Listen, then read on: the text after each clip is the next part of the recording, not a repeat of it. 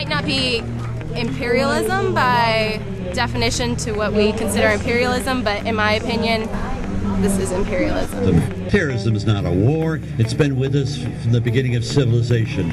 If you take a poll in Iraq and you find out that 80% of the people want us to leave. And then you get the President of the United States, that fool tells you, the American people, that we're there to protect them. Are they so dumb that they don't know that we're there to protect them? If another country did to us what we're doing to them, I gotta tell you, we would be in the streets with arms and fighting for our rights.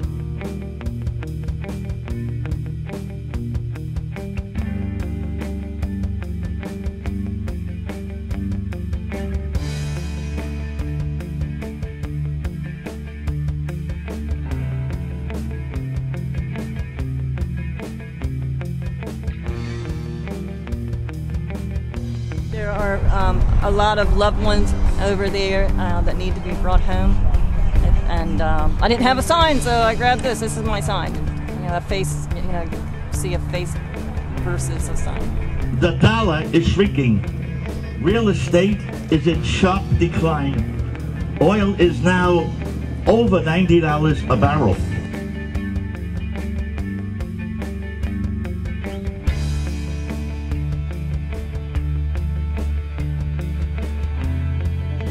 Anybody in the world doesn't have any clue what's going on, doesn't have a heartbeat. I think a lot of people forget, like it goes to the back of their minds, like they stop watching the news doesn't cover it as much anymore. And it's important for people to keep those kinds of things in mind, even as they're like going out their day, driving home from work, going out to eat. Like people need to know, hey, there's a war going on. We're supposed to be so much better than everybody else. My God, we're not even close to being better. Our education system is in the toilet in this country. We're 47th in the world in illiteracy. A third of our children do not graduate from high school. We don't have a decent health care system. Our system of taxation is corrupt, and lays it on to the ordinary citizen, and the poor get nothing. And our bridges are crumbling, our infrastructure is crumbling. We're polluting the world more than anybody else. You know, we're consuming more energy than anybody else, and we put more people in prison than anybody else. There's corruption in Washington, and it knows no bounds. And the people are the answer.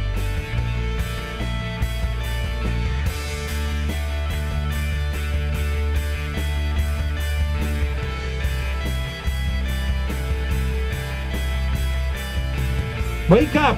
We are in a fascist state. We can change it now. We have the power if we are willing as a people to rise up, because throughout history, movements of people are what changed our society, not electoral politics.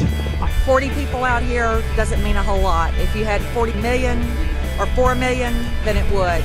And you know what I always say right now, the stats show that 70% of Americans are against the war. If on one day that 70% of Americans would step outside their house with a sign on the street, then our leaders would start paying attention. But as long as these people sit on their butts watching TV and American Idol, nothing's going to change. Look over here, 2,000 people here, 2,000 people, whole region of the country. Where are the people? 2/3 of Americans want peace. We've got 1.25 million dead Iraqis. Where are the people? This is the real war on terror, right here. People speaking out for peace. That's the whole message.